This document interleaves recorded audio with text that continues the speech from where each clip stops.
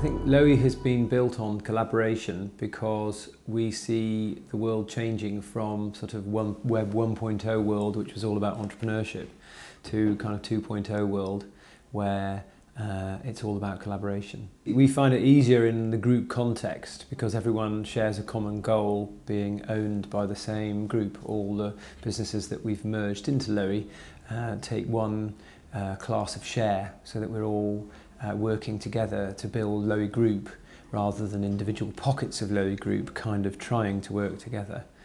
And it's always a consideration for us when we've been looking at merger targets as to what they offer to add to the mix that we can provide for clients. You look at our businesses, while we've got a sort of big group theme going on, actually 60% of our activity is in food and FMCG retail.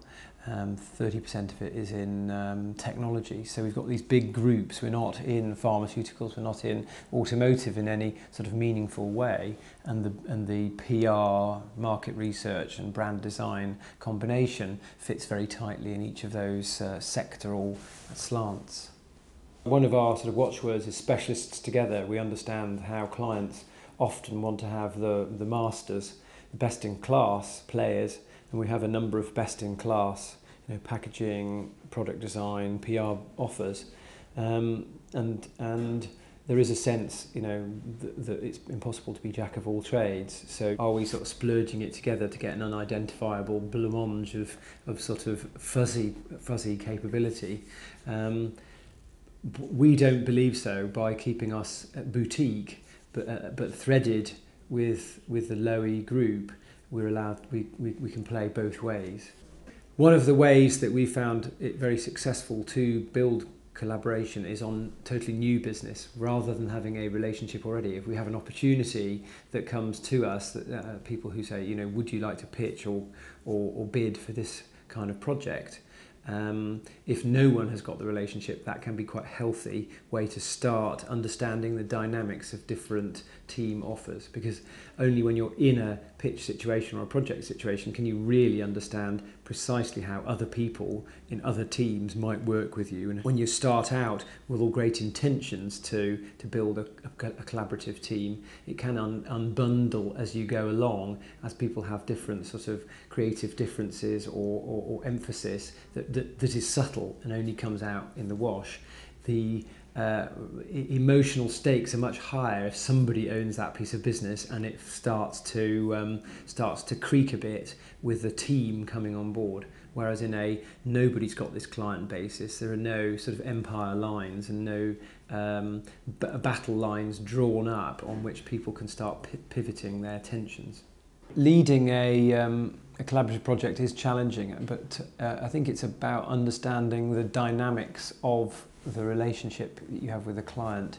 If one has already got an existing relationship, say you do the PR for Sainsbury's, or a product line at Sainsbury's, if you've been doing that for many years and they ask you, because they like you, do you know anyone who does direct mail?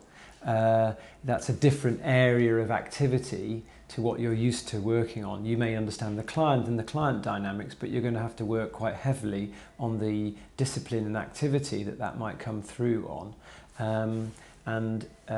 Whereas if they say, well, you've done the PR for this, can you do the PR plus a bit of market research, where there are obvious parallels and linkages, you can have a much more strong lead relationship. And so it's about understanding the dynamics of any specific project and then getting your collaborative team configured to support that.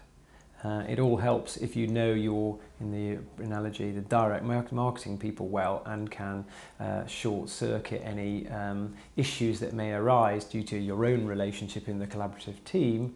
And so it's horses for courses. Every project that we've seen where there's potential for people in the group to cross-pollinate has been completely different. In fact, unusually, while we're a group minded towards collaboration, we have no specific ground rules. We have no firm ground rules on how each of the projects might happen. It's a case-by-case basis. If you're a small, perfectly formed agency and you go into a pitch situation, you are likely to do that sell, of being small and perfectly formed, quick decision making, you get the seniors on the job. Whereas in a bigger team, and we see that with Loewy, we have an additional point that we can play while we have a series of boutiques. Each of those teams can also say, and in other situations, and if the project expands, we can bring in extra resource wearing different hats and different expertise. And that's been a valuable way of us growing the business. And because we have that as a part of our DNA, we tend to go out for that, and people come to us because they know that that's part of our capability. So our visibility, what we can see in the market, is that people in the market are wanting to commission bigger groups to do bigger parts of the jigsaw. I think that time and cost are big issues with collaboration. It takes a lot of time to get it together, and it can be expensive. That's the same for both small and big groups. You can spend a lot of time and not get a lot of money back. Is there the fruit there at the end of it? Is there the opportunity? I think it's about connecting. Only connect, only experiment. The challenge with every smaller agencies is always the new business is the lifeblood, because one tends to be in smaller client range with less repeat projects. It's more exciting and more interesting. Some of the big groups have got locked down relationships with multinationals that go on and on for years.